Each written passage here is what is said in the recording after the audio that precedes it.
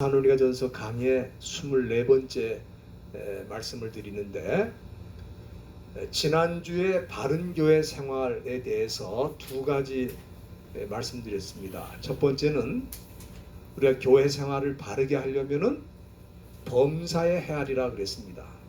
우리 여기 이 헤아리다는 말이 무슨 뜻인지 말씀드렸습니다. 도끼마조라고 하는 헬라어 단어인데, 이거는 이그제민이라는 검토한다 또는 테스트해본다 그런 뜻입니다. 우리가 신앙생활을, 교회 생활을 잘 하려면은 이렇게 참 검토를 잘 해야 되는데, 우리가 이 헤아려야 되는 것 세 가지 말씀드렸습니다. 첫째는 하나님의 뜻을 헤아려야 된다. 하나님의 선하시고 기뻐하시고 온전하신 뜻이 뭔가. 우리가 지금 이 참 코로나19라는 현상이 있는데, 이 속에 하나님의 뜻이 뭔가 하는 것을 우리가 잘 헤아려야 됩니다. 두 번째는 빌립보 1장 10절에 보면은 지극히 선한 것을 분별하라. 그래서 우리가 선하게 보이는 건 많아도 정말 하나님이 원하시는 선이 무엇인지를 잘 분별할 필요가 있다. 그리고 세 번째는 요한일서 4장 1절의 말씀처럼 영들을 다 믿지 말고 그 영이 하나님께 속했는지 한번 검토해봐라. 분별해봐라. 그게 다 도끼마죠. 분별하라는 뜻이죠. 이렇게 세 가지를 잘 분별해야 우리가 교회 생활을 잘 할 수 있다는 것을 말씀드렸고, 두 번째는 옳은 것 또는 좋은 것을 취하라 그랬습니다. 좋은 것을 취하라. 우리가 이 좋은 것이라는 거 우리 칼로스라고 그러는데, 사실은 이게 선하고도 같이 일맥상통하는 것입니다.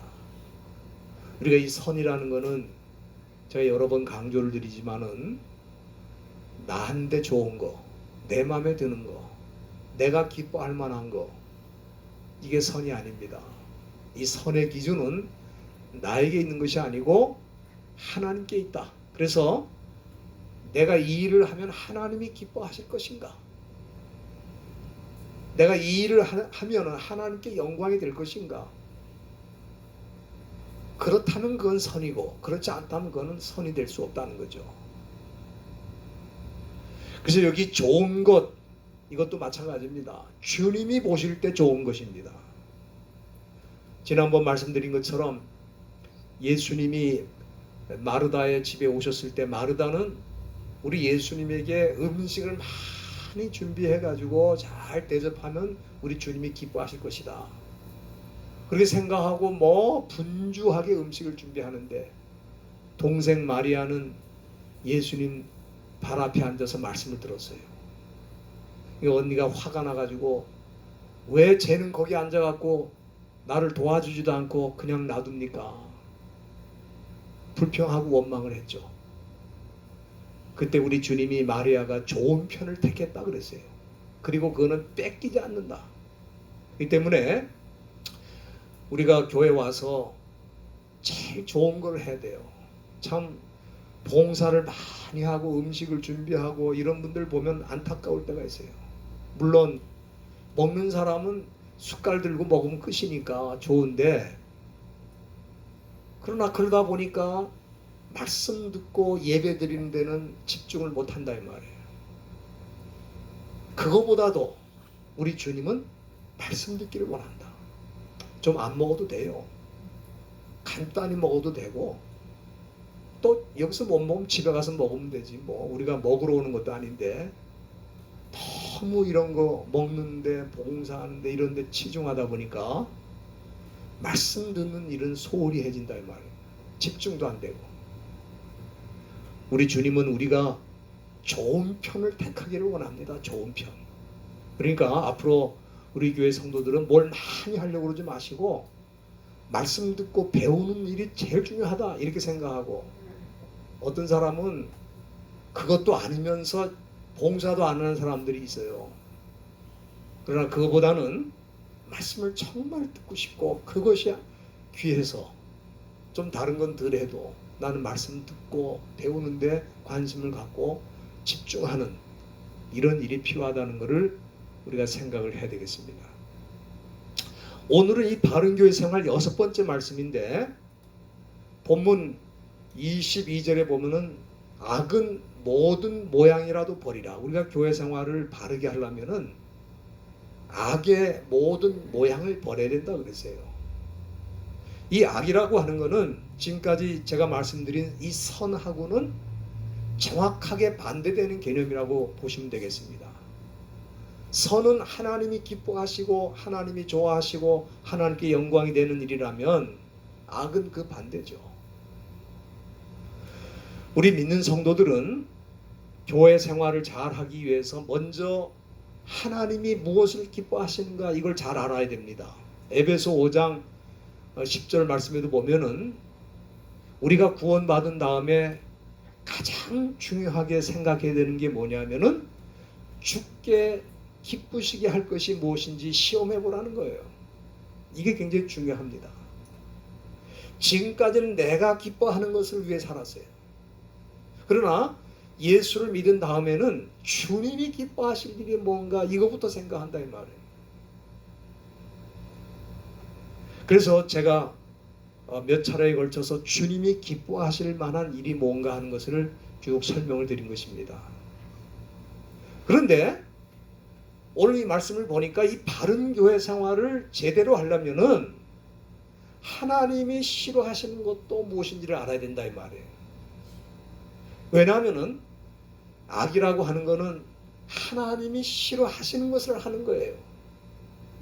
그렇다면은 하나님이 싫어하는 게 뭘까? 여러분들이 한번 성경을 다 찾아주시기를 바랍니다. 잠언 6장 한번 다 열어주시기 바랍니다. 우리가 이 잠언을 강의할 때도 이 말씀을 이미 다 살폈는데 잠언 6장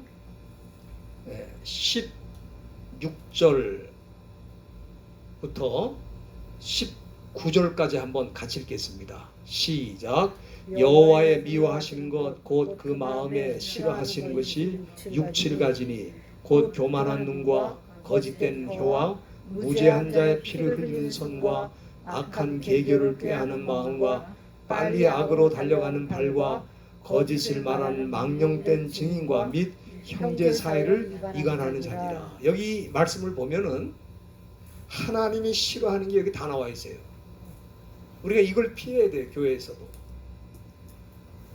먼저 여기 6장 17절에 보면은 초두에 하나님이 가장 싫어하는 것은 교만한 눈이라 그랬습니다. 교만한 눈. 우리가 이 교만이라는 개념도 이 목에 뭐 기부스를 했다. 이 목에 힘주는 사람을 교만하다.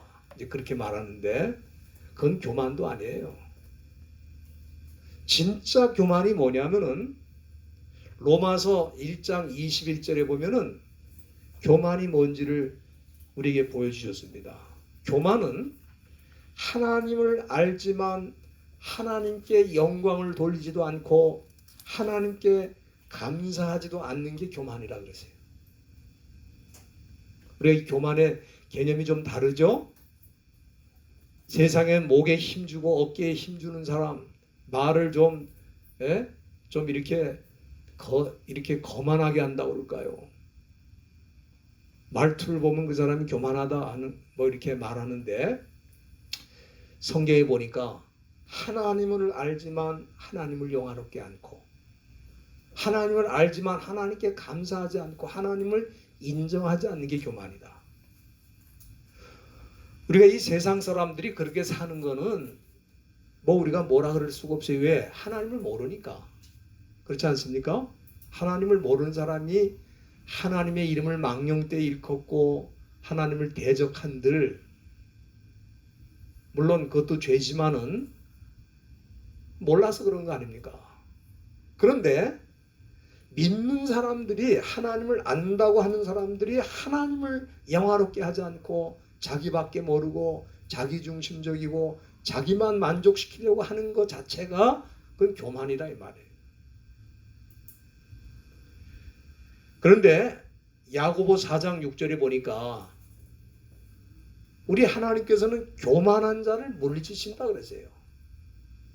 이 물리친다는 말은 다른 말로 말하면은 원수 취급한다는 뜻입니다. 적처럼 생각한다는 거예요. 오늘 교만이 얼마나 이렇게 잘못된 것이면 하나님이 그렇게 하겠습니까? 그렇기 때문에 우리는 교회 생활하면서 언제나 첫 번째로 생각하는 게 뭐냐면은 하나님을 인정하는 거예요.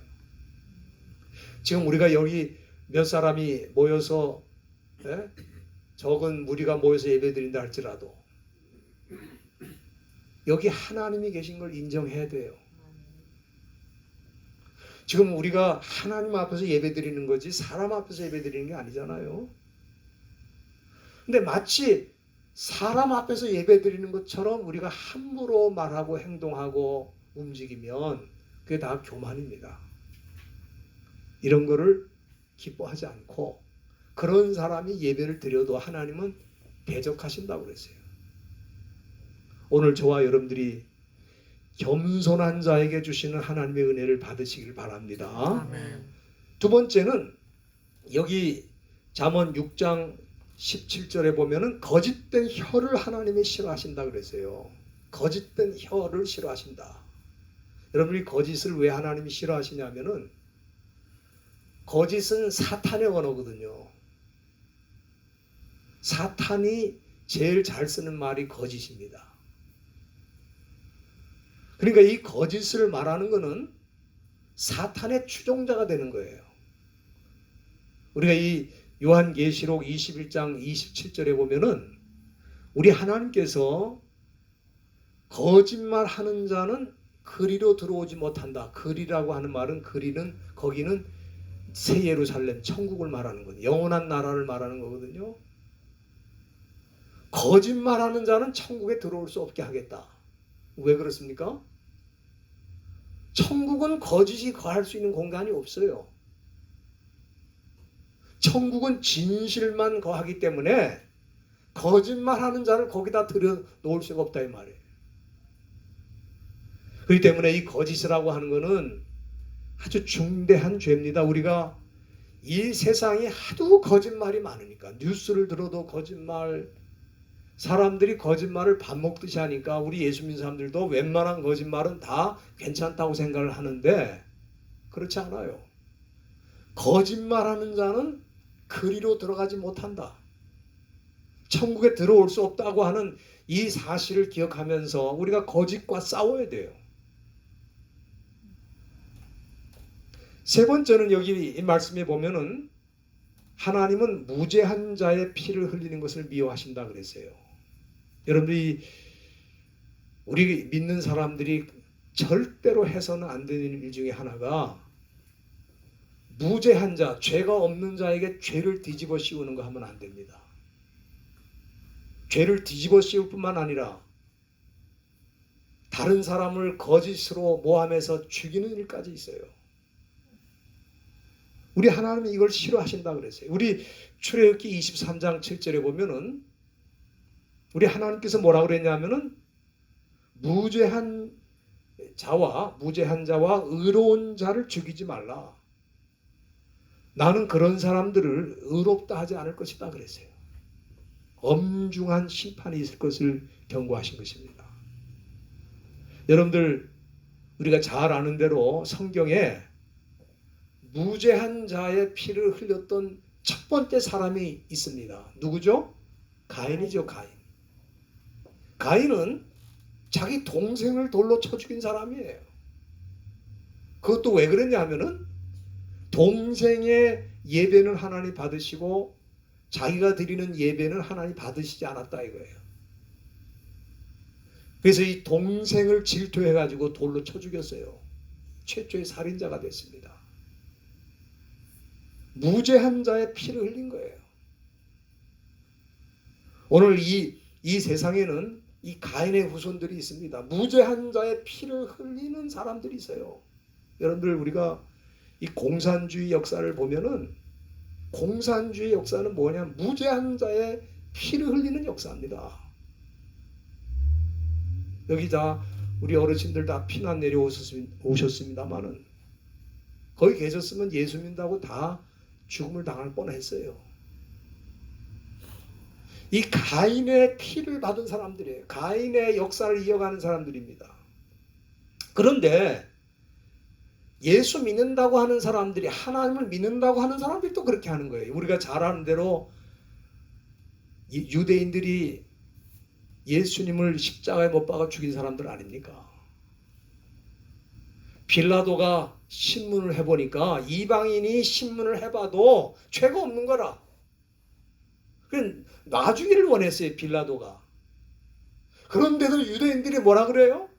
흉악한 강도는 풀어주고,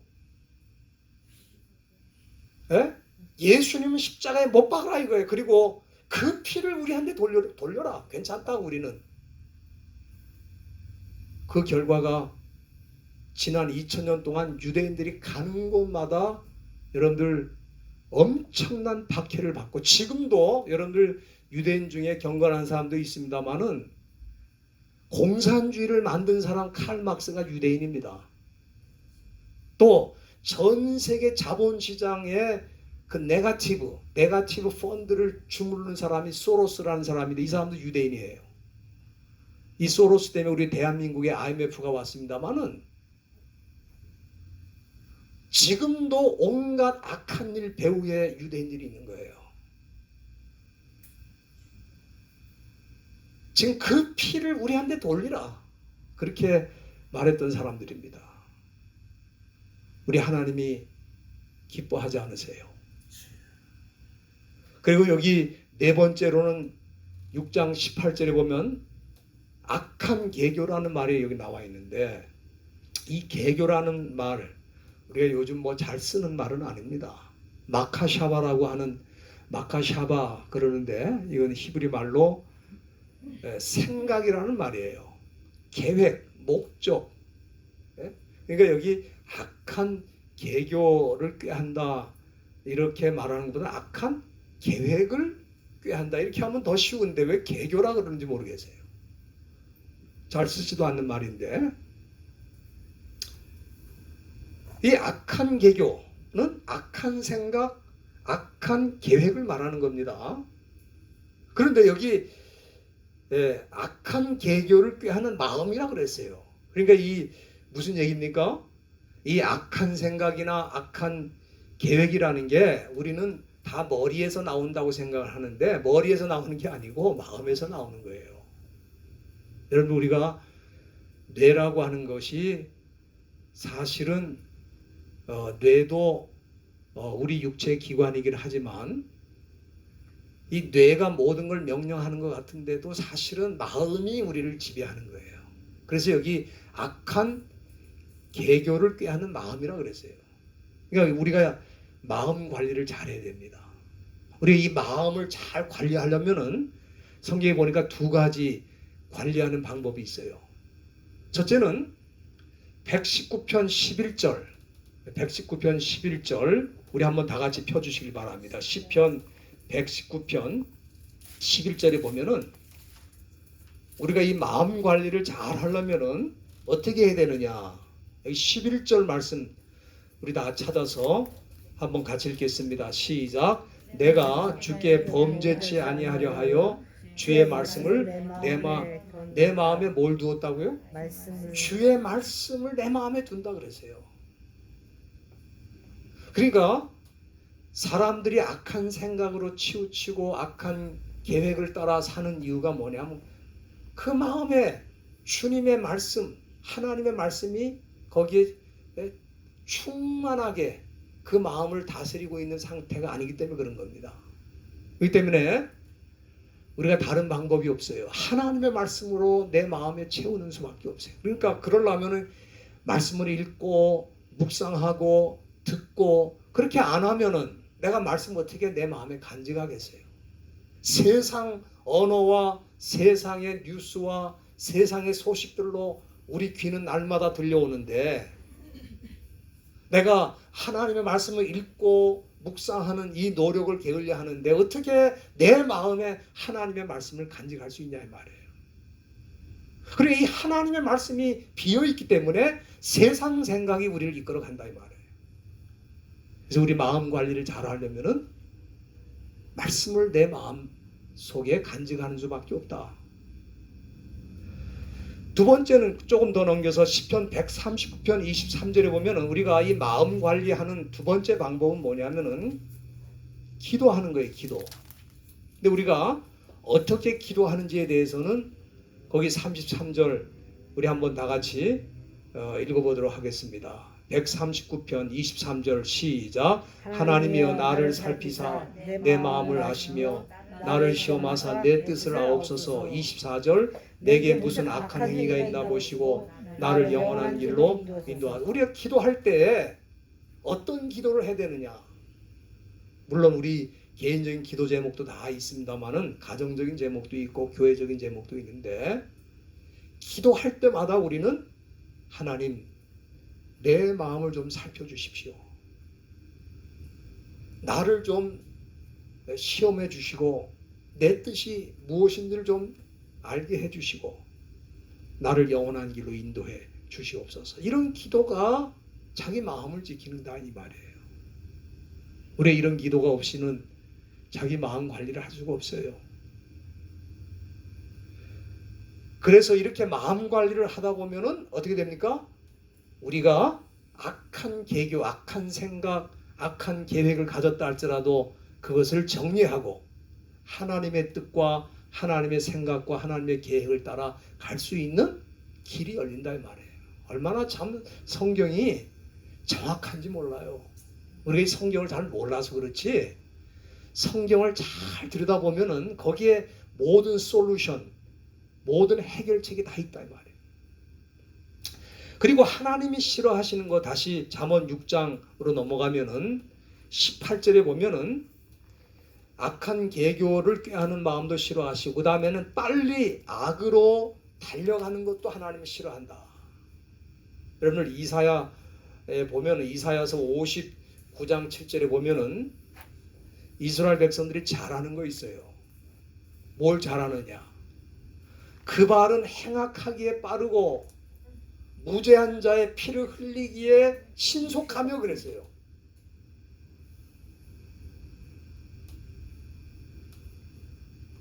오늘 이것이 세상 사람들이 하는 모습인데 하나님의 백성이라고 하는 이스라엘 백성들도 그렇게 살았다 이 말이에요.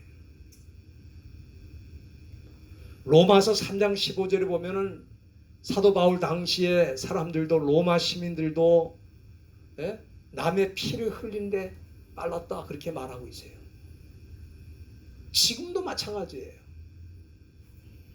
그런데 우리 믿는 성도들은 그 발을 어디에 써야 되느냐? 아름다운 일에 써야죠. 이사야 52장 7절에 보니까 좋은 소식을 가져오는데 우리 발을 쓰고 평화를 공포하는데 우리 발을 쓰고 복된 좋은 소식을 가져오는데 우리 발을 쓰고 구원을 공포하는데 내 하나님이 통치하신다는 이 소식을 알리는데 한마디로 말하면 선교하는 일에 우리 발을 써라 그 말이에요. 이런 발은 어찌 그리 아름다운고 그랬어요. 어찌 그리 아름다운고. 오늘 우리가 이런 일에 우리의 발을 써도 시간이 모자라는 상황인데 어떻게 이렇게 남에게 해를 끼치고 남에게 피를 흘리고 남을 괴롭히는 일을 위해서 그렇게 분주하냐 이 말이에요. 다 보면은 저 사람 죽여야 내가 산다는 식으로 지금 뛰고 있어요 사람들이. 정말 이 뉴스들을 보면요 저는 한마디로 쓰레기 같아 쓰레기.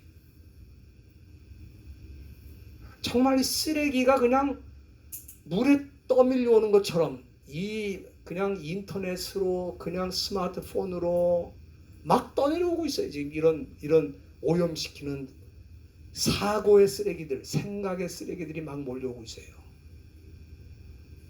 오늘 우리가 이런 상황에서 그야말로 우리의 발은 하나님이 통치하시고 하나님께서 우리를 구원하시고 하나님이 우리를 사랑하신다고 하는 이 소식을 전하는 일에 우리의 발이 빨라야 되겠다. 그리고 여섯 번째로는 이 잠언 6장 19절에 보면은 우리 하나님이 싫어하는 게 뭐냐면 거짓을 말하는 망령된 증인이라 그랬어요. 이거는 그 앞에 17절에도 거짓된 혀라는 게 나오죠. 그래서 두 가지가 같은 게 아니냐. 그래서 여기 잠언 6장 16절에 보면은 마음에 하나님이 미워하시는 거, 마음에 싫어하는 것이 6, 7가지다. 6가지도 될 수 있고 7가지도 될 수 있다 그 말이에요. 왜냐하면은 여기 거짓된 혀와 거짓을 말하는 증인은 거의 같은 개념이거든요. 그래서 6, 7가지라고 그러는데 사실은 달라요. 어떻게 다르냐 하면은 먼저 나오는 거짓, 여기 17절에 거짓된 혀는 뭐냐면은 사실은 자기의 유익을 위해서 거짓말을 말하는 걸 말하는 거예요. 자기의 유익을 위해서, 자기 이익을 지키려고 거짓을 말하는 거예요. 그리고 여기 19절에 나오는 이 거짓은 뭐냐면은 다른 사람에게 피해를 주기 위해서 말하는 거예요. 예, 거짓된 증인이죠. 망령된 증인은 뭡니까? 다른 사람에게 피해와 고통을 주기 위해서 증인이 되는 거예요. 거짓말하는 거예요. 이런 사람들은 우리가 이 잠언 19장 5절에 보면은 벌을 면치 못한다 그랬습니다. 이게 하나님 싫어하는 거예요. 거짓 증인 되는 거. 저는 너무너무 그런 거짓 증인의 모습을 많이 봤기 때문에 야, 이게 믿는 사람들한테도 얼마든지 가능한 일이구나. 뭐 장로고 목사고 소용없습니다. 재판정에 이렇게 가보니까 정말 새빨간 거짓말을 아무렇지도 않게 하는 거예요. 이 선서까지 다 하고도 야, 나는 그거 보고 저 하나님 앞에 어떻게 쓰려고 그럴까 나는 그런 걱정이 되더라고요. 마지막에 7번째는 뭐냐면 여기 잠언 6장 19절 끝에 보면은 형제 사이를 이간한다. 여기 이간이라는 말이 나오는데 이거는 히브리 말로 마단이라는 거예요. 마단인데 이 마단은 뭐냐면 분쟁을 말하는 거예요. 그러니까 이 이간시키는 건 뭐냐면 형제들끼리 싸우게 만드는 거예요. 여러분들 이 사탄이 교회 안에서 전문적으로 하는 일이 뭡니까? 자기 추종자들을 교회 안에 보내가지고 성도들을 서로 싸움할 수 있도록 싸움하도록 만드는 거예요. 예? 오늘 이런 일을 하면 안 된다 이 말이에요. 고린도후서 5장 18절에 보면은 성도들은 화목하게 하는 직책을 받았다 그랬습니다. 그러니까 이게 우리의 중요한 사명인데 사탄의 추종자처럼 이간질을 해가지고 싸움이나 붙이는 일을 해서는 안 된다 이 말이에요. 오늘 이 본문으로 돌아와서 사도 바울은 악에 대해서 뭐라 그랬습니까? 모든 모양이라도 버리라 그랬어요. 여기 모양이라는 말이 이도스라고 하는 헬라 말인데 이도스는 뭐냐면은 appearance, 우리 영어로 appearance라는 건 나타낸다는 말이거든. 나타낸. 예? 그러니까 겉으로 드러난 악을 뜻하는 겁니다. 겉으로 드러난 악. 우리가 이 마음 속에도 악이 있잖아요. 근데 이 악이 바깥으로 드러날 때 그걸 뭐라 하면 악의 모양이라고 그러는 거예요. 그렇기 때문에 우리가 악한 마음도 버려야 되지만 악의 모양도 버려야 된다. 여러분들 이것은 우리에게 뭘 가르쳐 주시냐면은 얼마든지 악도 선한 모양으로 나타날 수 있다는 것을 여기 암시하는 겁니다. 여러분 이 악도요 마음속에 가지고 있는 악이 겉으로 드러날 때는 선처럼 드러날 수 있다 이 말이에요. 그러니까 우리가 그러기 때문에 속는 거죠. 그 사람들이 처음부터 악을 드러내놓고 하면은 우리가 피하면 그만인데 그렇게 안 한다 이 말이에요. 어떻게 합니까? 선을 가장하고 정의를 가장하고 언제든지 보면은 누구를 위하는 것처럼 하면서 악을 행한다 이 말이에요. 그래서 이 세상 사람들이 필요악이라는 말을 쓰지 않습니까? 필요악. 예? 예를 들어서 이민사회에 보면은 위장 결혼을 하는 사람들이 있어요. 영주권 받으려고. 우리 교회 옛날에 나오던 분인데 그분이 보니까 전도사 직분을 갖고 있는 사람인데 우리 교회에 나왔더라고요. 근데 제가 그 집에 신방을 가보니까 자녀들하고 부인하고 다 한국에 있는 거예요. 자기 혼자 왔어요. 그래가지고 위장 결혼을 했다는 게 자기가. 위장 결혼을 해서 이제 영주권을 받으면 이제 가족들을 다 초청한다 이거예요. 근데 얼마 후에 또 신방을 가보니까 그 위장 결혼한 사람은 같이 사는 거야. 그래서 왜 같이 사냐 그랬더니 같이 사는 거를 안 보여주면은 영주권이 안 나온다는 거야. 그래 또 그 다음에 또 신방을 갔더니 아주 그냥 둘이 살림을 차렸어. 그래서 전도사 그러면 안 된다고 그랬더니 뭐라 그러냐면은 아니 목사님 이혼해 보셨어요? 이혼 안 해보셨으면 그런 말씀 하지 마세요. 그러더라고 나한테. 그러더니 두 사람이 어느 날 사라져 버렸어요. 바람과 함께 사라졌어.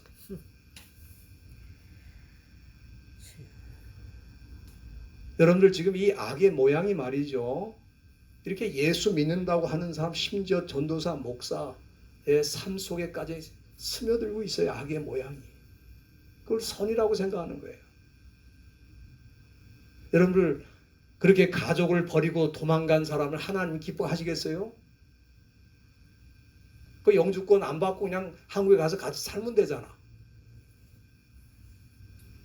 결국 그렇게 한다고 그래가지고 가족을 초청도 안 하고 자기가 그렇게 남하고 살아버리는 이런 일을 하나님이 기뻐하시겠냐 이 말이에요. 그래서 여기 그 악의 모양을 버리라고 한 거는요, 사실은 아페코라고 하는, 버린다는 말이 아페코인데 이거는 버린다는 뜻보다는 사실은 멀리한다, 거리를 둔다는 뜻이에요. 요즘 우리가 이 코로나19 때문에 뭘 합니까? 거리두기 하잖아. 사회적 거리두기라고. 그 바이러스 때문에 거리두기는 참 잘하더만 요즘 보니까. 마켓에도 가면 줄도 그냥 잘 서 있어요. 거리두기 하고. 이런 사회적 거리두기를 하는데 왜 악을 거리두기 하는 데는 못하냐 이 말이죠. 우리가 이 악을 거리두기 해야 돼요. 우리가 이 악한 것을 자꾸 보고 자꾸 만나고 그러면 우리도 악한 사람이 되는 거예요. 여러분 우리 인간이 너무 사실은 약하기 때문에 이 악을 버린다는 게 쉬운 게 아닙니다. 우리가 물들지 않기 위해서 거리두기를 해야지 내가 악한 속에 들어가서 내가 악을 버린다. 그거는 힘든 거예요. 그래서 창세기 39장 12절에 보면은 요셉이라는 사람이 보디발 집에 가서 하인 노예 노릇을 하는데 그 집 부인이 요셉을 유혹할 때 나중에 보면은 요셉 옷을 잡고 유혹하는데 어떻게 했어요? 요셉이 그 옷을 갖다가 벗어버리고 그리고 도망을 갔다. 거리두기 하는 거예요. 거리두기. 우리 한국 속담에 그런 거 있지 않습니까? 까마귀 노는 곳에 뭐야 가지 말라? 백로야 가지 말라. 이게 원래는 속담이 아니고 정몽주라는 사람 아시죠? 충신 정몽주의 어머니의 시조입니다. 어머니가 만든 시조인데 그 시조에 보면은 까마귀 싸우는 고래 백로에 가지 마라. 형냉 가마귀 흰빛을 세울세라. 청강에 조이 씻은 몸을 덜어일까 하노라. 이게 그 당시 아마 한국말이었던 것 같은데 여기 까마귀는 간신을 말하는 거죠. 충신인 정몽주가 간신하고 어울리다 보면 뭐가 돼? 간신이 될까봐 그 어머니가 시를 써가지고 아들을 갖다 훈계한 겁니다. 바울은 젊은 사역자 믿음의 아들 디모데에게 뭐라고 그랬습니까? 여러분들 디모데후서 한번 보시기 바랍니다. 디모데후서 2장 22절 말씀 한번 다 펴주시기 바랍니다. 디모데후서 2장 22절. 거기 보면은 젊은 사역자인 디모데에게 사도 바울이 간곡히 부탁하는 게 있어요. 2장 22절 한번 같이 읽겠습니다. 시작. 또한 내가 청년의 정욕을 피하고 주를 깨끗한 마음으로 부르는 자들과 함께 의와 믿음과 사랑과 화평을 쫓으라. 여기 이 말씀을 보면은 디모데에게 요즘 말로 말하면 사회적 거리두기를 하라는 거예요. 사회적 거리두기. 이게 사회적 거리두기. 지금 우리 요즘 뭐 코로나 때문에 하는 거리두기는 그거는 피지컬 디스턴싱이라고 그래야죠. 물리적 거리두기라고 말해야 됩니다. 피지컬, 소셜 디스턴싱이 아니에요. 여기 지금 이 디모데에게 뭐라고 말합니까? 여기 청년의 정욕을 피하고, 그 말은 뭐냐면은 그렇게 정욕으로 사는 사람들, 악으로 사는 사람들하고 거리를 두라 이 말이에요. 그러면 누구하고를 가깝게 지내느냐? 깨끗한 마음으로, 주를 깨끗한 마음으로 부르는 자들과 함께 그랬어요. 그러니까 우리가 악은 내가 버리는 게 아닙니다. 내가 버릴 수 있는 정도로 우리가 그렇게 훌륭하지가 않아요. 거리두기에도 거리두기. 악한 사람들과, 악을 행하는 사람들과, 악을 도모하는 사람들과, 정욕을 추구하는 사람들과, 이런 사람들하고 거리를 둬야지. 그리고 어떻게 됩니까? 주를 깨끗한 마음으로 부르는 자들과 함께 신실한 사람들, 의의 사람, 믿음의 사람, 사랑의 사람, 이런 사람들과 어울리면 자연히 악을 떠나게 되는 거예요. 거리두기가 되는 거예요. 이렇게 하라는 거예요.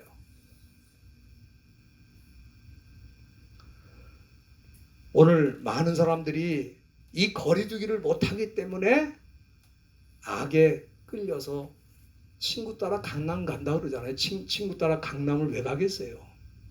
악해서 그런 게 아니라 악한 사람들하고 어울리다 보면은 마약도 먹게 되고, 이런 죄 저런 죄를 짓다 보면은 자기도 모르게 빠져나올 수 없는 상황에 들어가는 거예요. 그렇기 때문에 여기 22절 본문으로 돌아와서 악은 모든 모양이라도 버리라고 하는 것은 우리가 버린다고 말하기보다는 거리두기 하라는 뜻으로 해석을 해야 됩니다. 거리두기를 해라. 특히 악의 모양, 그건 뭐냐면은 겉으로는 선하게 보이는, 좋게 보이는 이런 사상, 이런 오염된 어떤 이런 방향성으로부터 벗어나는 거예요. 참 이 한 절에 많은 게 담겼습니다. 오늘 우리가 그냥 순간적으로 읽어갈 수 있는 말씀이지만 이 속에는 깊은 내용이 있어요. 저와 여러분들이 이 마지막 때에 악의 모든 모양이라도 버리고 거리두기 하고, 그리고 하나님이 원하시는 길